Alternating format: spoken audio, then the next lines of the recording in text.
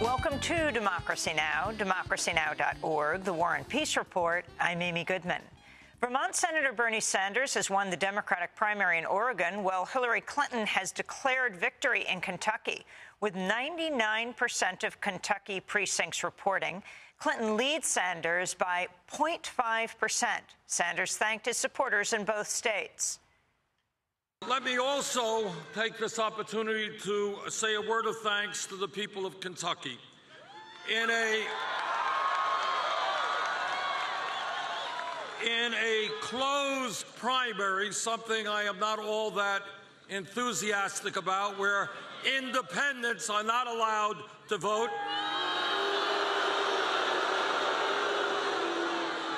where Secretary Clinton defeated Barack Obama by 250,000 votes in 2008, it appears tonight that we're going to end up with about half of the delegates from Kentucky. Meanwhile, Donald Trump has moved a step closer to cementing the Republican nomination. He's projected to have won 70% of the vote in Oregon, where Ted Cruz and John Kasich appeared on the ballot, even though they've dropped out of the race. We'll have more on Donald Trump and the results later in the broadcast. Bernie Sanders' victory in Oregon comes amid tensions with the Democratic Party after Sanders' supporters erupted into protest Saturday at the Nevada convention. They say rules were abruptly changed and 64 Sanders supporters were wrongly denied delegate status. Clinton ultimately won 20 pledged delegates to Sanders' 15. The state party chair, Roberta Lang, said she received death threats while state party headquarters were vandalized. Senate Minority Leader Harry Reid urged Sanders to condemn the behavior of some of his supporters, saying he faced a test of leadership. In a statement, Senator Sanders rejected violence and noted during the Nevada campaign, shots were fired into his campaign office in the state, and his staff's housing complex was broken into and ransacked. He also accused Nevada Democratic leadership of, quote, using its power to prevent a fair and transparent process at the convention Saturday. We'll have more on Sanders later in the broadcast.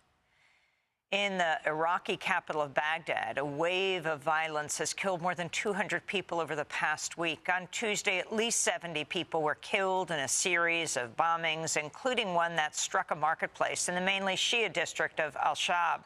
ISIS claimed responsibility for that attack. The Senate's passed a bill that would let the families of September 11th victims sue Saudi Arabia for any role it played in the attacks.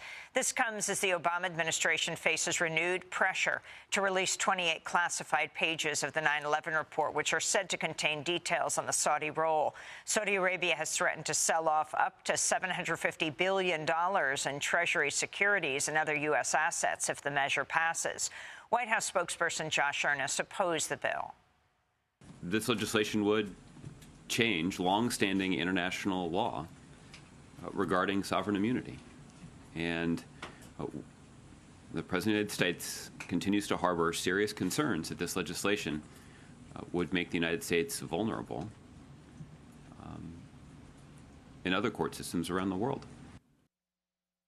The White House has threatened to veto a military spending bill that protects the Pentagon from budget cuts. The House draft of the latest National Defense Authorization Act also includes barriers to closing Guantanamo prison and measures the White House says enable discrimination against LGBT people. This comes as the Senate has confirmed Eric Fanning as Army Secretary, making him the first openly gay leader of a U.S. military service. Mexican President Enrique Peña Nieto has proposed legalizing same-sex marriage nationwide. It's currently legal only in certain states and Mexico City. He made the remarks on the International Day Against Homophobia. To recognize as a human right that people can get married without any discrimination. That is to say that marriage will be allowed without discrimination, regardless of ethnicity, disability, social conditions, health conditions, religion, gender, or sexual preference.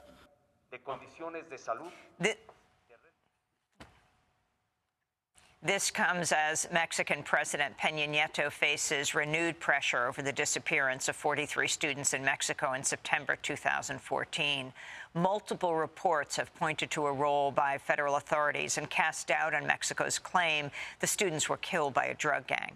On Monday, Antonio Tizapa, father of one of the missing students, broke down in tears as he testified before the UN Permanent Forum on Indigenous Issues. He called for a UN Special Rapporteur to visit Mexico.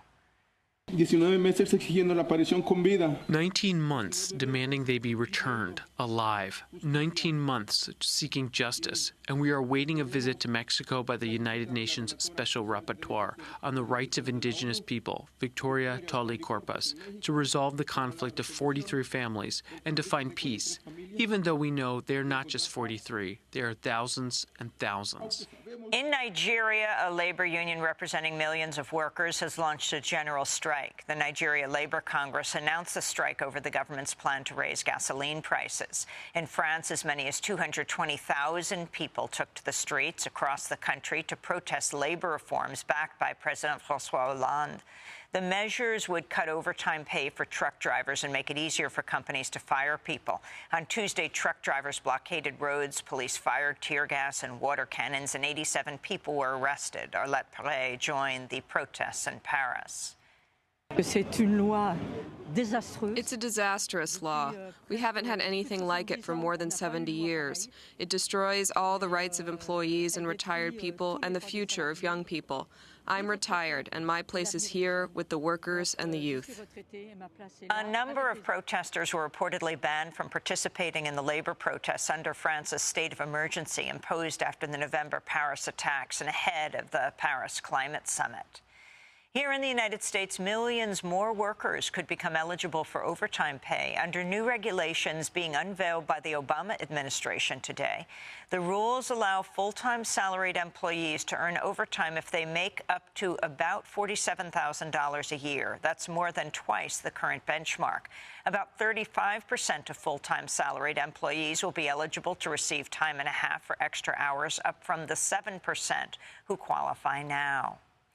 In Chile, the Supreme Court asked the United States to extradite 3 former agents who worked for the military dictatorship of Augusto Pinochet.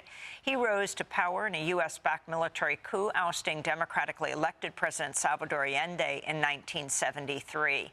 The 3 former agents are accused of a role in the detention, torture, and killing of Spanish-Chilean UN diplomat Carmelo Soria in 1976. And in California, a company whose pipeline burst near Santa Barbara last year, spilling up to 143,000 gallons of crude oil, has been indicted on dozens of criminal counts, including 4 felony charges. Plains All American Pipeline could face up to $2.8 million in fines, a tiny fraction of the $43 billion in revenue it reported the year before the leak. An employee of the company also faces 3 misdemeanor charges. And those are some of the headlines. This is Democracy Now!, democracynow.org, The War and Peace Report. I'm Amy Goodman. We're on the road